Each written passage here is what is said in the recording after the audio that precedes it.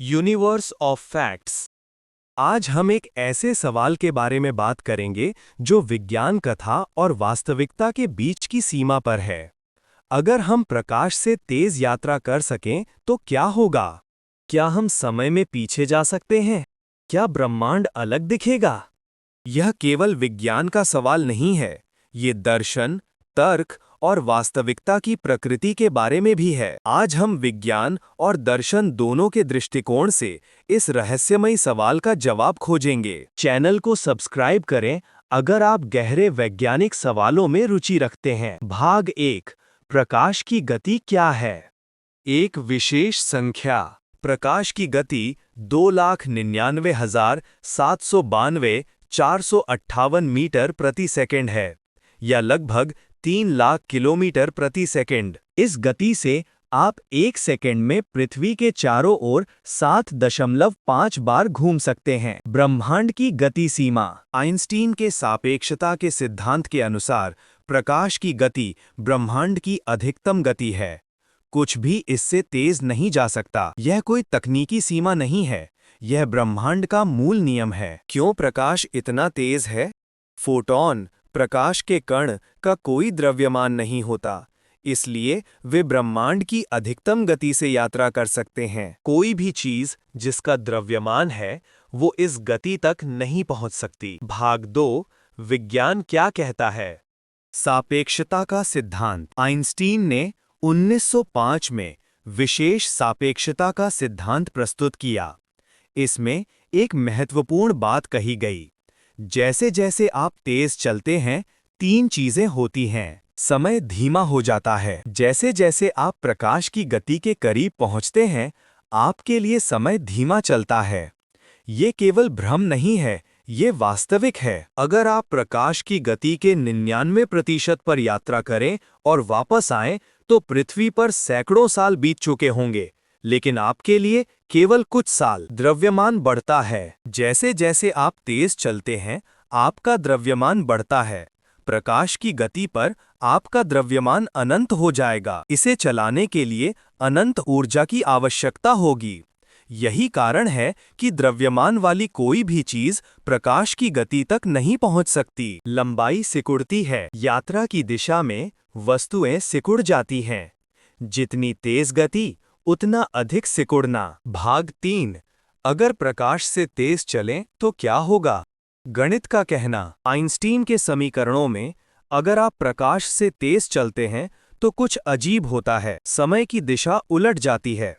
आप अतीत में यात्रा करने लगते हैं। कार्य कारण का उल्लंघन। अगर आप अतीत में यात्रा कर सकते हैं तो आप कारण से पहले प्रभाव देख सकते हैं। यह तर्क के नियमों का उल्लंघन करता है। प्रसिद्ध दादा विरोधाभास। अगर आप अतीत में जाकर अपने दादा को मार दें तो आप कैसे पैदा होंगे? काल्पनिक संख्याएं। गणितीय रूप से प्रकाश से तेज गति पर समय काल्पनिक हो जाता है, ये वास्तविक संख्या नहीं रहता। इसका क्या मतलब है? वैज्ञानिक भी निश्चित नहीं है। शायद इसका मतलब है कि ये शारीरिक रूप से असंभव है। भाग 4, दार्शनिक प्रश्न। क्या कानून तोड़े जा सकते हैं?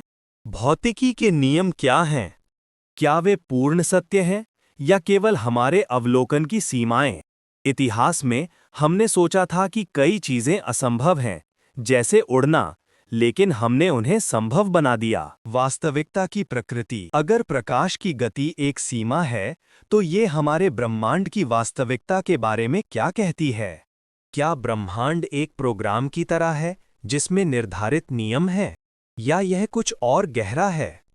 समय का स्वरूप। हम समय को एक रैखिक प्रवाह के रूप में देखते हैं, लेकिन अगर प्रकाश से तेज यात्रा संभव होती तो समय की हमारी समझ गलत होती। शायद समय उतना सरल नहीं है जितना हम सोचते हैं। भाग 5, सैद्धांतिक संभावनाएं। टैकियन कण। सिद्धांत रूप में टैकियन नामक कण हो सकते हैं जो हमेशा प्रकाश से तेज चलते हैं, लेकिन इन कणों को कभी नहीं देखा गया है और उनका अस्तित्व कई समस्याएं पैदा करेगा। अंतरिक्ष समय में शॉर्टकट हो सकते हैं।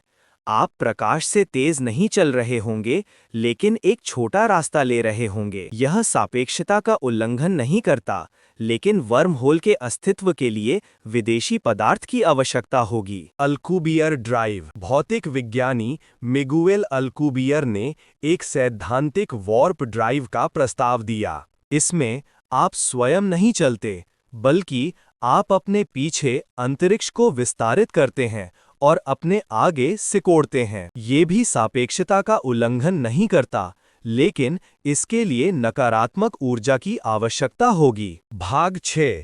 क्वांटम उलझाव, तुरंत संचार।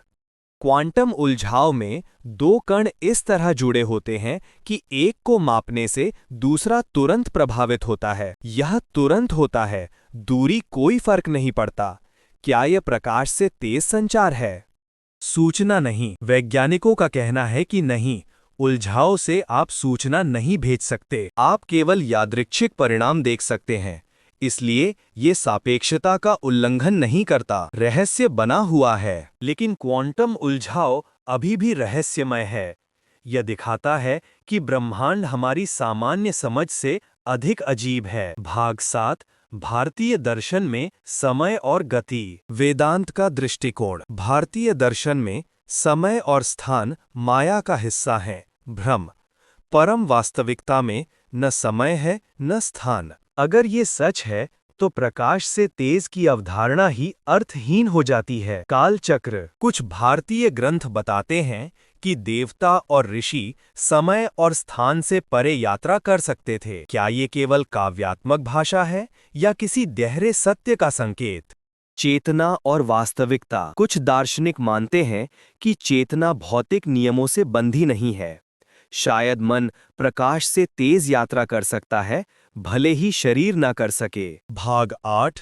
व्यवहारिक निष्कर्ष। हम क्या जानते हैं? वर्तमान विज्ञान के अनुसार द्रव्यमान वाली कोई भी चीज प्रकाश की गति तक नहीं पहुंच सकती, उससे तेज तो बिल्कुल नहीं। ये सिर्फ तकनीकी सीमा नहीं है, ये ब्रह्मांड का मूल नियम प्रतीत होता है। हम क्या नहीं जानते, लेकिन विज्ञान हमेशा विकसित होता है। शायद भविष्य में हम ऐसी चीजें खोजें जो आज असंभव लगती हैं। क्वांटम भौतिकी पहले ही दिखा चुकी है कि ब्रह्मांड हमारी सोच से अधिक अजीब है। दर्शन का योगदान। दर्शन हमें याद दिलाता है कि विज्ञान की भी सीमाएं हैं। हम जो माप सकते हैं वही सब कुछ नहीं है। शायद वास्तविकता हमारे भौतिक नियमों से कहीं अधिक रहस्यमय है। तो दोस्तों, अगर हम प्रकाश से तेज चलें तो क्या होगा? विज्ञान कहता है ये असंभव है द्रव्यमान वाली चीजों के लिए। अगर संभव होता तो समय उलट जाता, कार्य कारण का उल्लंघन होता, वास्तविकता टूट जाती। दर्शन कहता है शायद समय और स्थान भ्रम है, शायद चेतना भौतिक नियमों से बंधी नहीं है, शायद ब्रह्मांड हमारी समझ से परे है। निजी विचार। ये सवाल हमें विनम्र बनाता है।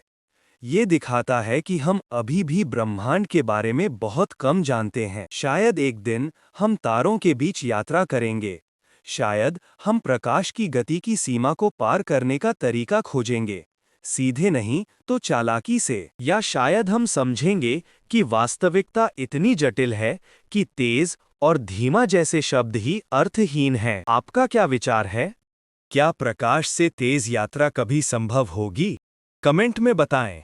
लाइक करें, शेयर करें और सब्सक्राइब करना ना भूलें। धन्यवाद।